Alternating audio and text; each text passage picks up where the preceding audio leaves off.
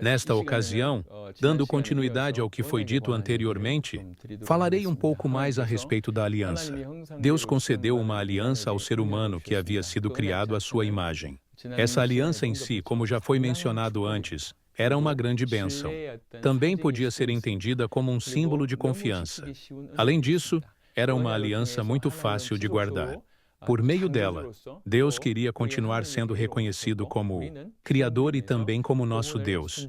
E nós, como criaturas, devíamos obedecê-lo e reconhecer nossa condição de criaturas diante dele. Guardar a aliança significava obedecer à palavra de Deus. E obedecer à palavra era reconhecer o próprio Deus. Portanto, obedecer a essa aliança era o mesmo que obedecer àquele que a deu. E guardar a aliança era também uma forma de adorá-lo. Assim, o cumprimento da aliança era a maneira de honrar e reverenciar a Deus. Adão e Eva talvez não tenham entendido toda essa importância, mas para Deus essa aliança era absolutamente necessária. Para ele, era algo de valor incalculável. Contudo, a maneira como Adão e Eva receberam essa aliança foi diferente. O resultado pode ser visto em Gênesis capítulo 3. Ali, a aliança de Deus é quebrada. Em Gênesis capítulo 3, versículo 6, está escrito: A mulher viu que a árvore era boa para se comer, agradável aos olhos e desejável para dar entendimento. Tomou do seu fruto, comeu e deu também ao marido, que estava com ela, e ele comeu. Assim, de fato, aconteceu a quebra da aliança. O rompimento dessa aliança trouxe consequências imensas. A humanidade perdeu a imagem de Deus. E com isso, todos os problemas da história humana tiveram início. Quebrar a aliança em si já era pecado.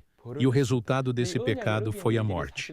Em Oséias capítulo 6, versículo 7, está escrito claramente: Eles, como Adão, transgrediram a aliança e ali foram infiéis a mim. O apóstolo Paulo explica em Romanos capítulo 5, versículo 19. Assim como, pela desobediência de um só homem, muitos se tornaram pecadores.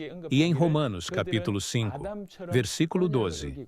Portanto, assim como por meio de um só homem entrou o pecado no mundo, e pelo pecado a morte, assim também a morte passou a todos os homens, porque todos pecaram. Esse acontecimento foi muito maior do que parece. Alguém poderia pensar, mas qual é o problema de comer de um fruto? Porém, a questão é profunda. É como apertar um simples botão que inicia uma explosão nuclear. O ato em si pode parecer pequeno, mas as consequências são imensuráveis.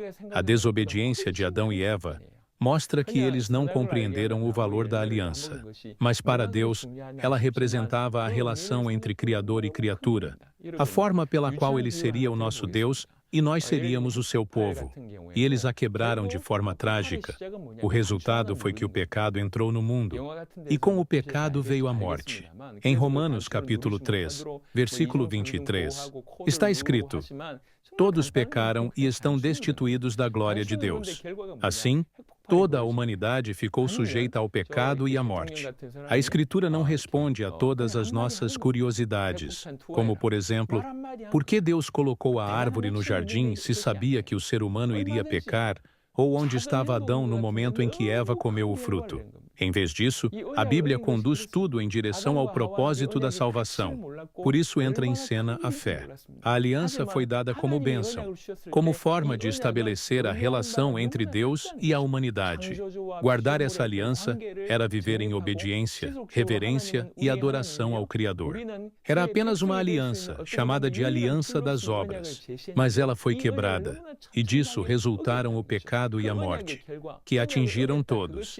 Diante disso, a Escritura anuncia que Deus nos deu uma nova aliança, pois pela aliança das obras jamais poderíamos ser salvos. O Messias veio a este mundo para estabelecer essa nova aliança eterna e imutável. Os profetas predisseram a vinda dele.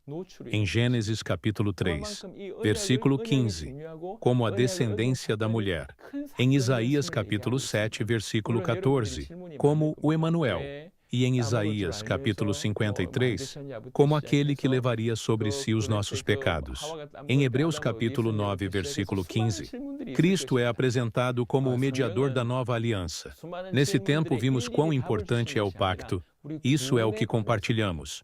No próximo tempo vamos compartilhar um pouco mais de como foi violado o pacto.